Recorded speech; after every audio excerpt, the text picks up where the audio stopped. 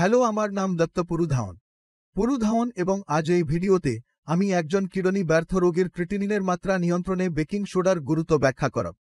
আমরা সবাই জানি, প্রস্রাবের মাধ্যমে শরীর থেকে সমস্ত বর্জ্য বের করে দিতে কিডনি গুরুত্বপূর্ণ ভূমিকা পালন করে। কিন্তু কিডনি শরীর থেকে অতিরিক্ত অ্যাসিড নির্গত করে শরীরের ভিতরে অ্যাসিড এবং বেশ ভারসাম্য বজায় রাখে। তাই আমাদের প্রস্রাব প্রকৃতিতে অ্যাসিডে। কিন্তু যখন কিডনির কার্যকারিতা খারাপ হতে থাকে, তখন একজন কিডনি বিকল রোগীর শরীরে ক্রিটিনিন ও ইউরির মাত্রা বেড়ে যায়। ক্রিটিনিন এবং ইউরির পাশাপাশি অ্যাসিডও রক্তে জমাতে থাকে, যার ফলে সারা শরীরে অ্যাসিডিক রক্ত সঞ্চালন হয়। এখন এই অ্যাসিড কিডনিতে পৌঁছে এবং রক্ত অ্যাসিডিক হয়ে এটি কিডনির কার্যকারিতা নষ্ট করতে অনুঘটক হিসেবে কাজ করে। অ্যাসিডিক রক্ত নেফ্রনের ক্ষতি করে, যার ফলে ক্রিটিনিনের মাত্রা দ্রুত বৃদ্ধি পায়। তাই একজন কিডনি ফেইলিওর রোগীর ক্ষেত্রে সাধারণত ক্রিটিনিন 5 থেকে 4 মিলিগ্রাম প্রতি ডেসিলিটারে ধীরে ধীরে বৃদ্ধি পায়। সাধারণত এই স্তরে পৌঁছতে কয়েক বছর সময় লাগে।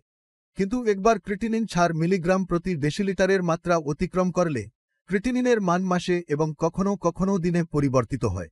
এই সব ঘটেছে কারণ আগে শুধুমাত্র উচ্চ রক্তচাপ এবং উচ্চ চিনির মাত্রা কিডনি ক্ষতির জন্য প্রধান অপরাধী ছিল। এখন উচ্চ রক্তচাপ এবং চিনির সাথে সাথে মেটাবলিক অ্যাসিডোসিস আসে, যা খুব দ্রুত কিডনির স্বাস্থ্যের অবনতি ঘটায়। এখন প্রশ্ন জাগে, এই অ্যাসিড নিয়ন্ত্রণে আমরা কি করতে পারি? উত্তর হল, কিডনি ভালোভাবে কাজ করছে না বলে আমরা প্রস্রাবের মাধ্যমে এই অ্যাসিডটি নির্গত করতে পারি না। কিন্তু আমরা এই অ্যাসিডটিকে অ্যাসিডের বিপরীত কিছু দিয়ে নিরপেক্ষ করতে পারি এবং তা হল সোডিয়াম বাইকার্বনেট, যা বেকিং সোডা নামেও পরিচিত। বেকিং সোডা খাওয়ার জন্য খুবই নিরাপদ।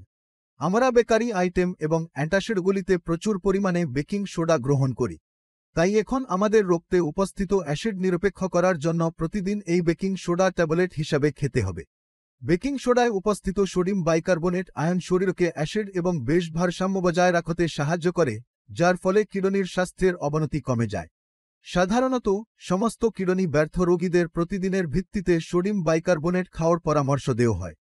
কিন্তু আমরা যে পরিমাণ বেকিং সোডা বা সোডিয়াম বাইকার্বনেট গ্রহণ করছি তা পর্যাপ্ত কিনা তা পরীক্ষা করতে হবে। তার জন্য আপনি যখনই কিডনি ফাংশন পরীক্ষার জন্য আপনার রক্ত দেবেন, অনুগ্রহ করে সিরাম বাইকার্বনেট পরীক্ষার জন্য অনুরোধ করুন। রক্তে পর্যাপ্ত পরিমাণে বাইকার্বনেট থাকলে সোডিয়াম বাইকার্বনেটের পরিমাণ বাড়ানোর প্রয়োজন নেই। কিন্তু যদি আপনার রিপোর্টে বাইকার্বনেটের মাত্রা কম আসে, তাহলে আপনার পরামর্শকের পরামর্শ অনুযায়ী পরিমাণ বাড়ানো। এবং যদি আপনি কোনো প্রকার সোডিয়াম বাইকার্বনেট গ্রহণ না করেন এবং আপনার ক্রিটিনিনের মাত্রা বেড়ে যায়, তাহলে এর জন্য খুব দেরি হওয়ার আগে আপনাকে অবশ্যই দ্বিতীয় মতামত নিতে হবে।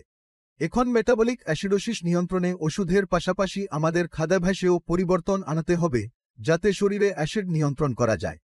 সেজন্য আমরা সব কিডনি ফেইলিওর রোগীদের কমলা, কিউই, আম, আঙ্গুর, ভিনেগার, লেবু, দই, বাটারমিল্কের মতো সব ধরনের অ্যাসিডিক খাবার এর চলার পরামর্শ দিই। যেহেতু এগুলি সবই অম্লীয় প্রকৃতির, তাই এই খাদ্য উপাদানগুলি কিডনি ব্যর্থতার রোগীর মধ্যে বিপাকীয় অ্যাসিডোসিসকে উৎসাহিত করে।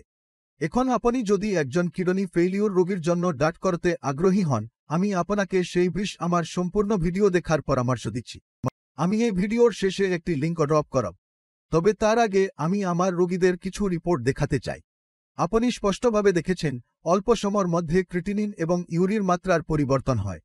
এটি তখনই ঘটে যখন কিডনি ফেইলিওর রোগী কিডনির কার্যকারিতা নিয়ে কাজ করে। এখন নিশ্চয়ই ভাবছেন, কিডনির কার্যকারিতা কিভাবে উন্নত করা যায়, আমি কেন এসব ফলাফল পাচ্ছি না। এর জন্য আমি আপনাকে আপনার মেডিকেল প্রেসক্রিপশন পরীক্ষা করার পরামর্শ দিই। আপনার মেডিকেল প্রেসক্রিপশনটি বের করুন। আপনি যদি জানেন তবে পাশে প্রতিটি ওষুধের উদ্দেশ্য লিখুন। আপনি যদি এটির কার্যকারিতা সম্পর্কে না জানেন তবে কেবল এটি গুগল করুন। আমি নিশ্চিত সম্পূর্ণ মূল্যায়নের পর আপনি জানাতে পারবেন যে আপনি উচ্চ রক্তচাপ, চিনি, আয়রন সাপ্লিমেন্ট ও phosphorus binder, cholesterol, vitamin D ইত্যাদির জন্য ওষুধ খাচ্ছেন। কিন্তু কিডনির কার্যকারিতা বাড়তে একটি ওষুধও নয়, কারণ শুধুমাত্র জিএফআর এর উন্নতির মাধ্যমেই ক্রিটিনিনের মাত্রা কমিয়ে আনা যায়। তাই সব ধরনের ওষুধ খাওয়ার পরও ক্রিটিনিনের মাত্রা বাড়তে থাকে। যেহেতু অ্যালোপ্যাথিতে জিএফআর উন্নত করার জন্য কোনো ওষুধ পাওয়া যায় না, তবে ডায়েট এবং কিডনি ফাংশন রেজলিউশন চিকিৎসার সাহায্যে, যা একটি ভেষজ ভিত্তিক চিকিৎসা, অল্প সময়ের মধ্যে আরও ভালো ফলাফল অর্জন করা যেতে পারে। কিডনি ফেইলিউরের অবস্থা সম্পর্কে ভালোভাবে বুঝতে আপনি এই চ্যানেলে আমার অন্যান্য ভিডিও দেখতে পারেন। আমি আশা করি আমার এই ভিডিওটির মাধ্যমে আপনি সোডিয়াম বাইকার্বনেট নামে পরিচিত বেকিং সোডার গুরুত্ব বুঝতে পেরেছেন এবং কিভাবে আমরা একজন কিডনি ব্যর্থ রোগীর জিএফআর উন্নত করতে পারি। এই সঙ্গে আমরা সবাই বিদায়। পরের ভিডিওতে দেখা হবে। ততক্ষণ খেয়াল রাখবেন।